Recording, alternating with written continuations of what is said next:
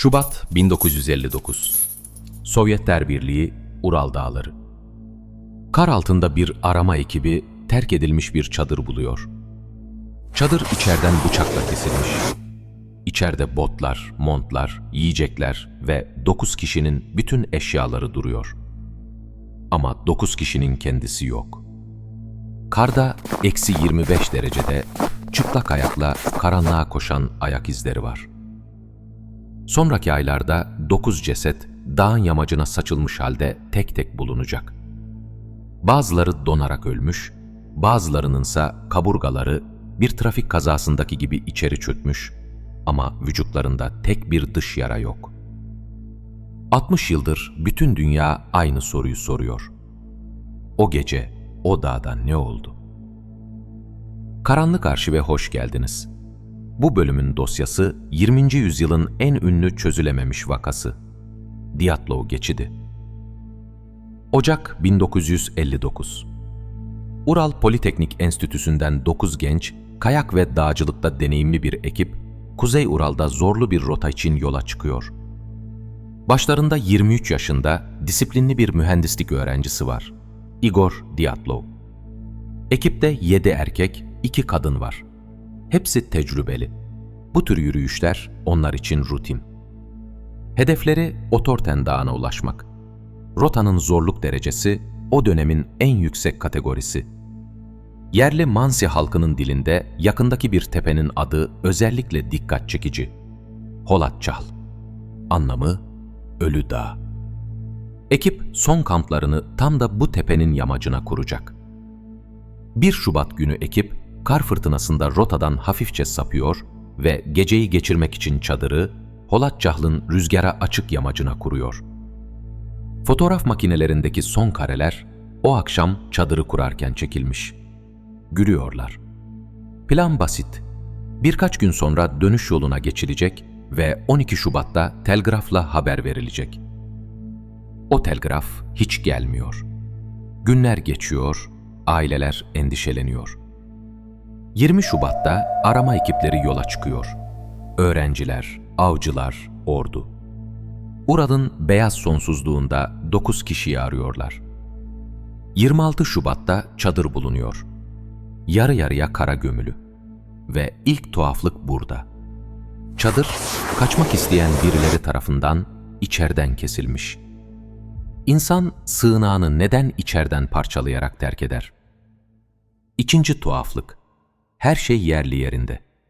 9 çift bot, montlar, battaniyeler, yiyecekler, para, günlükler. -25 derecede hiç kimse botsuz dışarı çıkmaz. Ama izler tam olarak bunu gösteriyor. 8-9 kişi çoğu çorapla ya da çıplak ayakla yamaçtan aşağı ormana doğru koşmuş. İzler 1,5 kilometre boyunca düzendi. Panik içinde ama dağılmadan birlikte inmişler. Sonra izler kayboluyor. Ertesi gün ormanın başladığı yerde büyük bir sedir ağacının altında ilk 2 ceset bulunuyor. Yuri Doroshenko ve Yuri Krivonishchenko. İkisi de sadece iç çamaşırlarıyla. Yanlarında sönmüş küçük bir ateşin kalıntıları var. Ağacın dalları 5 metre yüksekliğe kadar kırılmış. Sanki birileri karanlıkta bir şeyden korkup ağaca tırmanmış. Ya da çadırı görebilmek için gözetleme yapmış. Sonraki günlerde 3 ceset daha bulunuyor. Igor Diatlov, Zina Kolmogorova ve Rusten Slobodin. Üçü de aynı hat üzerinde, ağaçtan çadıra doğru. Yani ölmeden önce geri dönmeye çalışıyorlardı. Donarak öldüler. Slobodin'in kafatasında küçük bir çatlak vardı ama ölümcül sayılmadı. Buraya kadar hikaye korkunç ama açıklanabilir. Bir şey onları çadırdan kaçırttı, soğuk gerisini halletti. Sovyet soruşturması da başta böyle düşünüyor. Ta ki karlar eriyene kadar. Mayıs başında ormanın derinliğinde 4 metre karın altındaki bir dere yatağında son 4 ceset bulunuyor. Ve dosyadaki her şey değişiyor. Nikolay Tibo Birinyol'un kafatası ağır biçimde kırık. Semyon Zolotaryov ve Lyudmila Dubinina'nın göğüs kafesleri çökmüş. kaburgalar çoklu kırık. Adli tabip Boris Vozrojdenni'nin raporundaki ifade, dosyanın en ürkütücü cümlesi. Bu güç bir araba çarpmasına eşdeğerdi. Ama işte akıl almaz olan, bu ağır iç yaralanmalara rağmen vücutlarda buna karşılık gelen dış yara yok. Yumuşak doku ezilmemiş. Sanki güç onlara hiç dokunmadan içlerini kırmış. Ve Dubinina. Genç kadının dili ve gözleri yoktu. Kimine göre dere yatağındaki doğal çürüme ve mikroorganizmalar, kimine göre başka bir şey.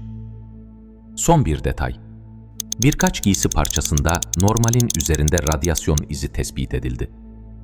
Sıradan bir öğrenci yürüyüşünde radyoaktif kıyafetin ne işi var?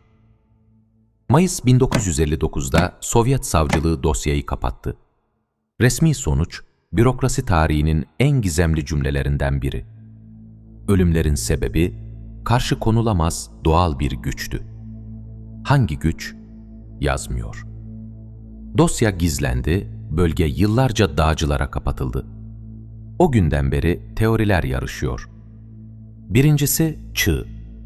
2020'de Rus savcılığı da resmen bunu söyledi. Küçük bir tabaka çığ çadıra bindi, panikleyen ekip kaçtı. Kulağa mantıklı geliyor ama eleştirmenler soruyor. Yamaç eğimi düşüktü.